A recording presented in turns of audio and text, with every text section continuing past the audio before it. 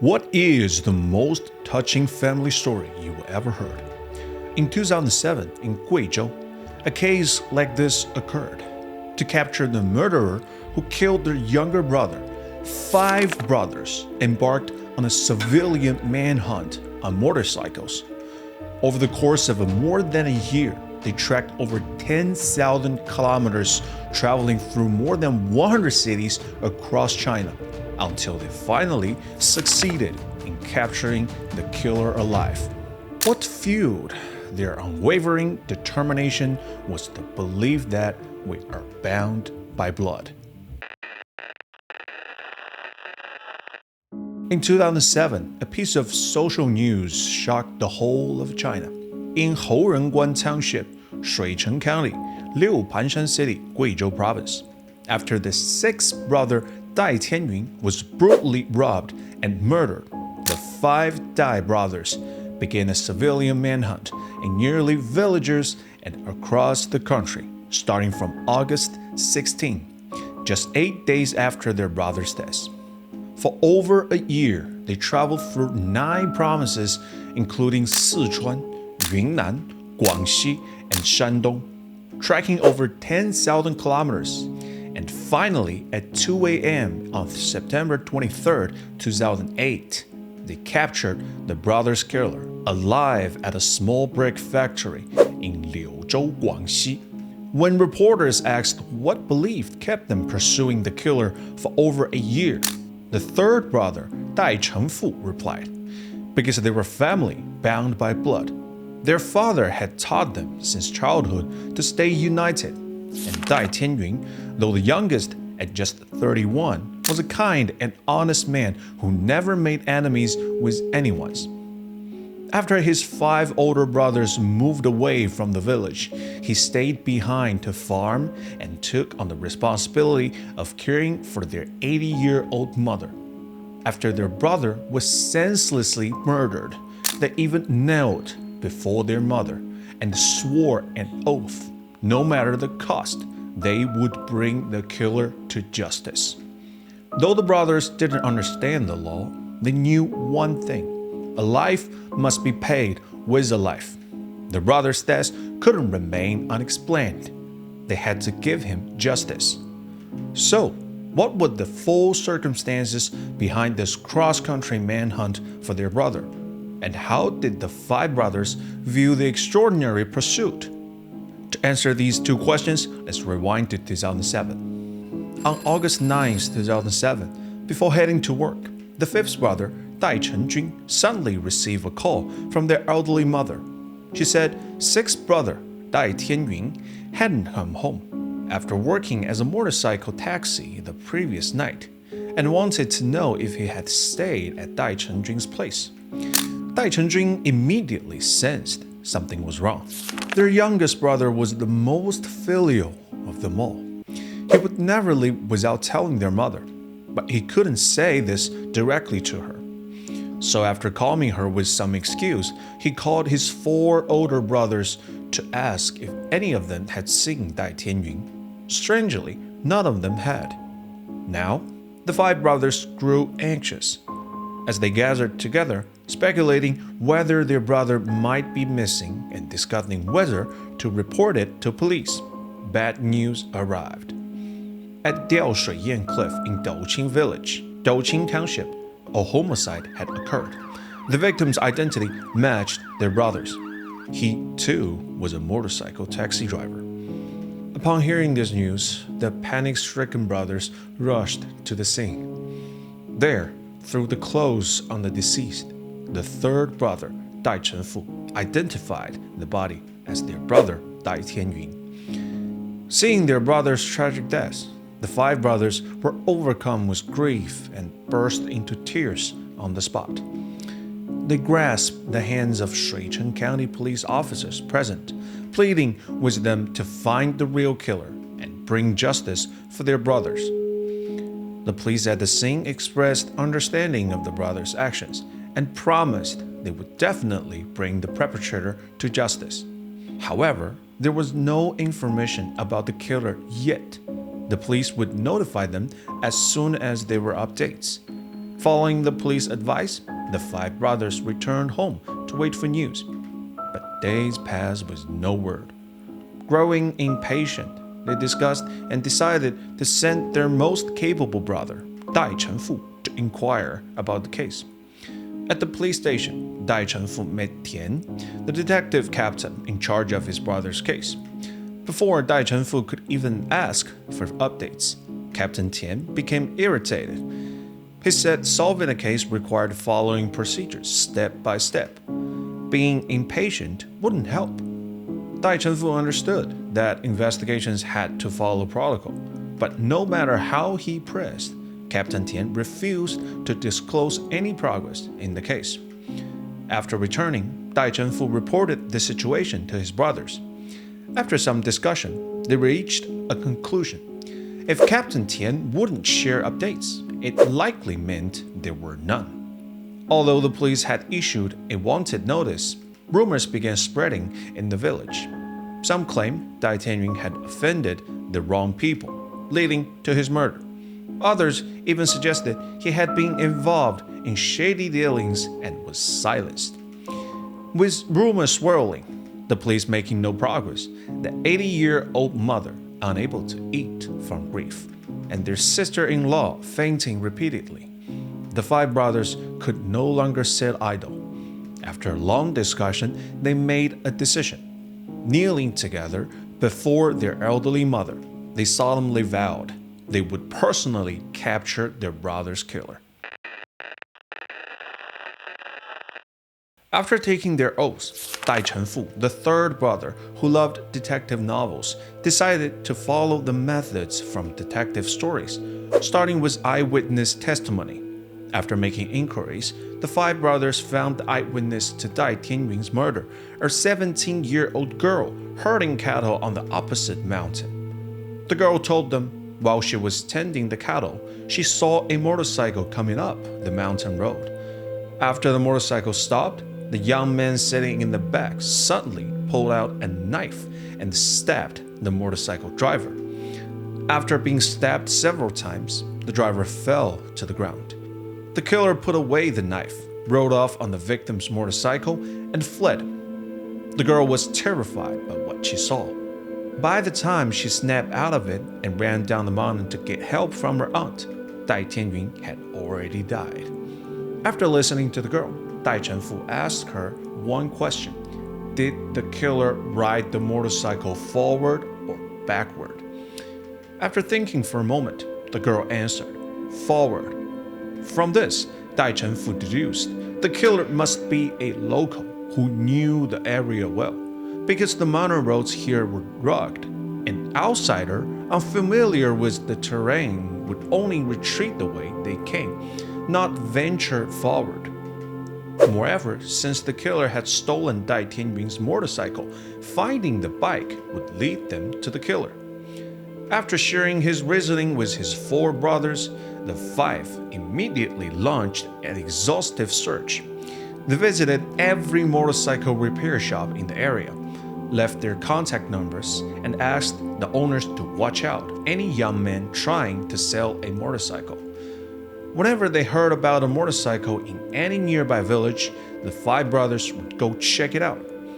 But they never found their brother's bike. Though unsuccessful in locating the motorcycle, one of their mistaken identifications helped local police bust a motorcycle theft ring. Then, the fifth brother, Dai Chenjun, who was a motorcycle mechanic, suddenly remembered he was the one who had replaced the tires on his brother's motorcycle. He still remembered what the tire pattern looked like. They could track the motorcycle by following its tire marks. So over the next few days, they began deliberately searching for matching tire tracks.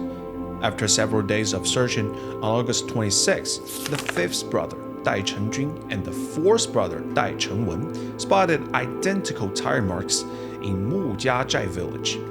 Following the trail left by the wheels, they arrived at the home of a family named Lu. Through the Lu family's slightly open gate, they saw a motorcycle parked in the yard. It was Dai Tianying's motorcycle. After finding this motorcycle to prevent the suspect from escaping, the two brothers guarded the two highway exit of Mujiazhai village, called the other three brothers to join them, and then phoned the police. With the arriving officer's assistance, they entered the Lu residence and found their brother's motorcycle in the yard, alongside a blood-stained shirt and a butcher knife. DNA test later confirmed the blood on the knife belonged to Dai Tianyun. Questioning Lu's mother, police verified the bloody shirt indeed belonged to her son. Thus, Lu was officially identified as the prime suspect in Dai Tianyun's murder. But unfortunately, due to Guizhou's treacherous mountain roads, by the time police arrived 2 hours later, the killer, working in the rice fields, had already heard the news and fled. The brothers' initial elation at locating the suspect instantly turned to gloom. With the fugitive vanishing without a trace, the five brothers resolved that while Shuicheng County police pursued the killer, they would simultaneously launch their own manhunt. After this decision, they quickly divided responsibility. Eldest brother Dai Chengxu, 60, and second brother Dai Chengju, 55, too elderly for long journeys, would mobilize relatives and friends locally. Fourth brother Dai Chengwen, 43, stayed behind to operate farm vehicles, funding operations while conducting nearby searches.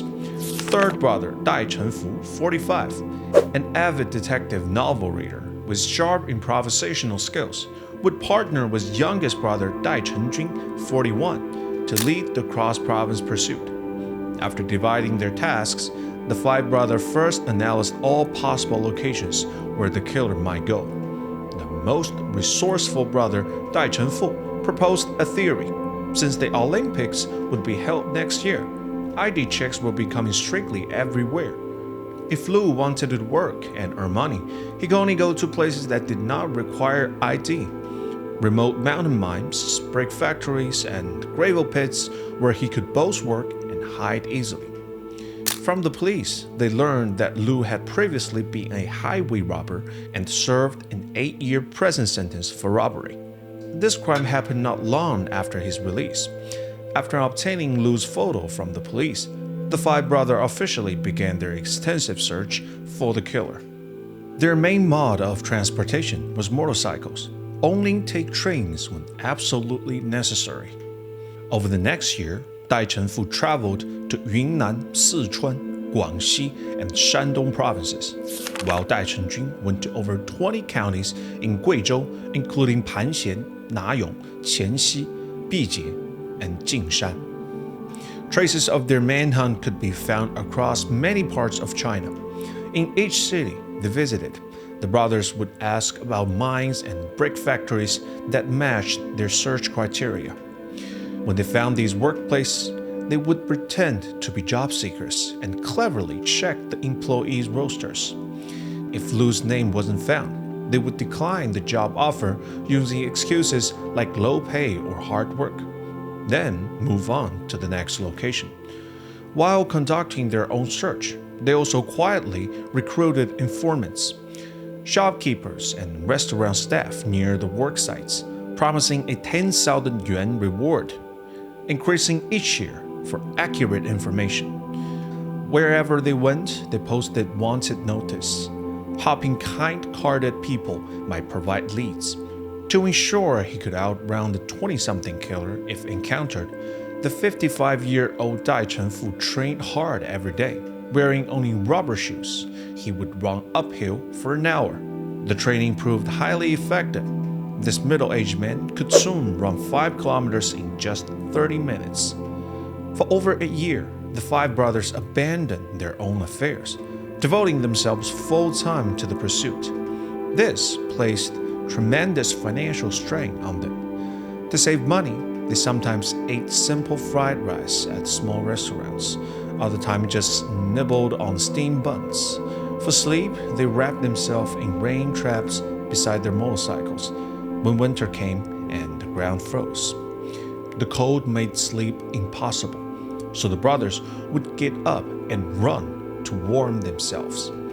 Occasionally, compassionate locals, moved by their story, would invite them in for meals and shelter.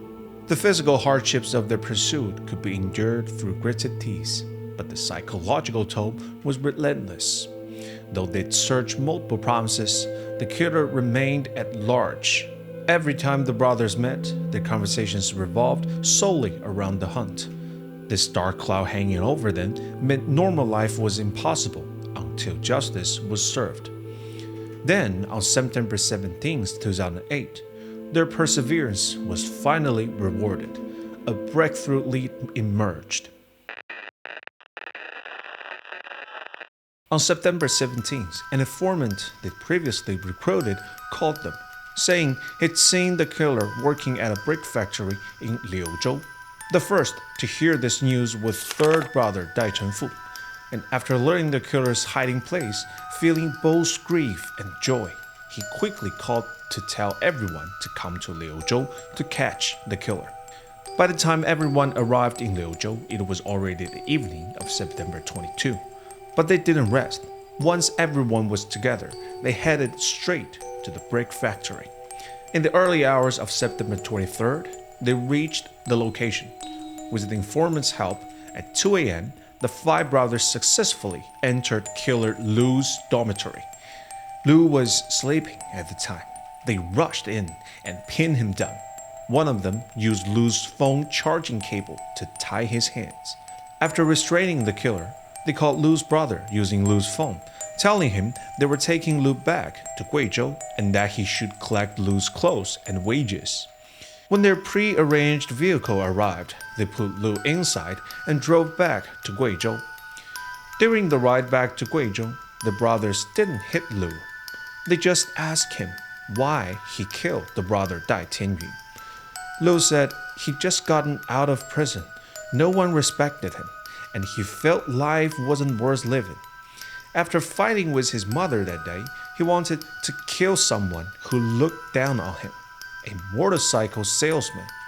But he failed twice because other people were present both times. Finally, with his anger unspent, he met Dai Tianyun giving rides on his motorcycle and killed him instead. Later in interviews, the brothers said after hearing Lu's explanation, they didn't hate him as much anymore. They believed the law would give their brother justice. After questioning Lu about the murder, the brothers didn't speak to him again. They drove back to Guizhou in silence. When they reached Guizhou, they didn't take Lu to the Shuicheng County police first. Instead, they brought him back to their village. They took Lu to Dai Tianyun's house and let Dai Tianyun's children see the man who killed their father. Then the five brothers brought Lu to the elderly mother. The old woman cried and tried to hit Lu with a stick, but the brothers stopped her. They believed what's done is done. Beating him to death now would only lower themselves. In the end, they still handed Lu over to the police. But the police said catching criminals was their job, and citizens should just provide tips to help. They did not approve of people making arrests themselves.